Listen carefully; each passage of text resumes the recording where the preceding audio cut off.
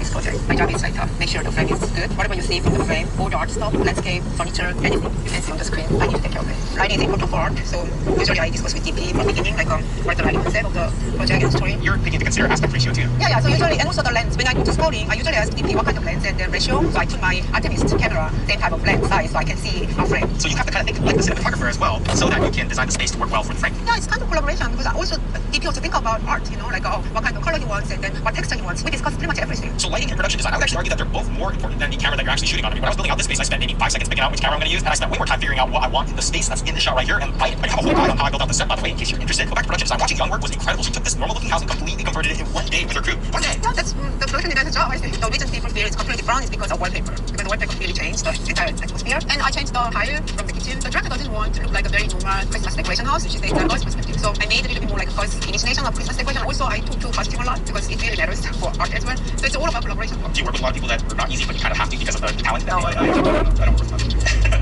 Before I do a job, I'll ask. I'm not like trust or like great. I'll set that on the table. Right? Because they're like, this is great. He yells at people. He doesn't know what he's doing.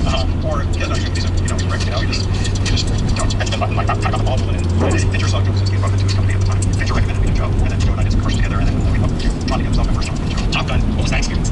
Well, it's a very place for Tony Scott, right? So it's a little bit like something emotional to do this movie as well. You want to take honor to it. I talked to Jimmy Kimmel, who's the original DP of the movie as well, and what issues he had in making the movie. And I talked to Sony about designing a camera that could help us capture some stuff inside. They were very helpful. Do you enjoy taking equipment and making it do things that it wasn't capable of before? Yeah, that's one kind of a camera that's a little surprise. Yeah, so basically there, Sony helped out.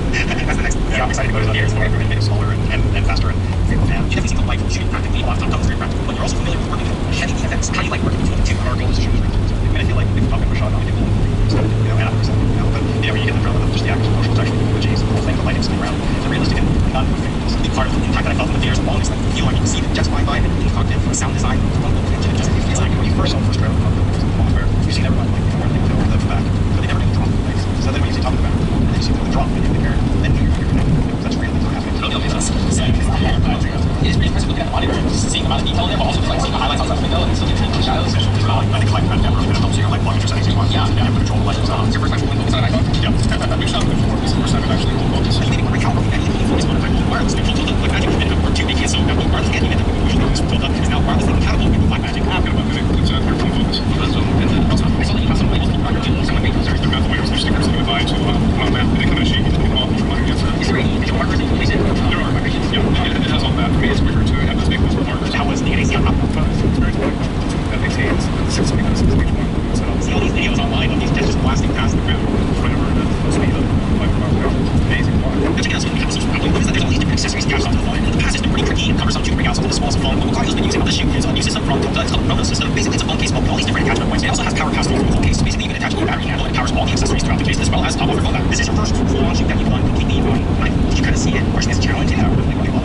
Always something interesting about being limited in certain ways and then seeing how to use it to advantages. Yeah. When you go for a shoot project with like you on a phone, there's instant with you issues that come up like having the data, media, how to work department, view footage. What you have right now, it feels like a solution to those problems. Right. You definitely external information buys and I really see the footage we're shooting. There's all because the director is seeing you're shooting comment, which is also you have internet days on your videos or your frames. When anything like first going through the high shot rifles, make it look really weird. So these are really things gonna be definitely. I mean, I guess one of the challenges is that at 1.8, well, it's not just the prime lens, but the iris also. And it's too pretty and it's super great. It's just gonna change about they have to change your ISO or your your ISO is I know that practically within a certain range. It's right now much better. I'm very happy with 410 and in terms of the app that runs it, Blackmagic app, they work close together to make it all communicate and it communicates well using your face and you're comfortable and familiar with it. Like it's clear and it's nice looking interface. And you can see all your settings, you see your ASA, you can see your color balance, you change it, plug it, it's I guess like power actually.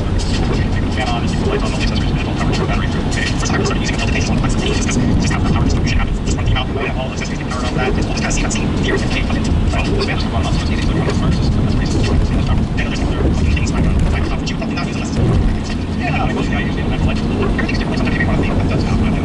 Yeah, so it's not, I wouldn't say it's not a great, it's not like I've used it before. Maybe I do think, this is ridiculous. This is the thing where it's like, gear doesn't matter, and there's because gear does matter. I've kind of been on the boat of gear does matter, but not nearly as much as the people behind the camera. Taking choices matter. I like that choices that as a niche. And so I think I think it's just personal taste is actually more important than maybe appreciated. Animal tools, for example, what you love a lot is that the key component of the camera is the phone just behind the camera, not the camera. It's not the camera, so it's more the way I think about it. So definitely, if I forward this kind of device, it comes with constraints. But I think so you know about how to play around this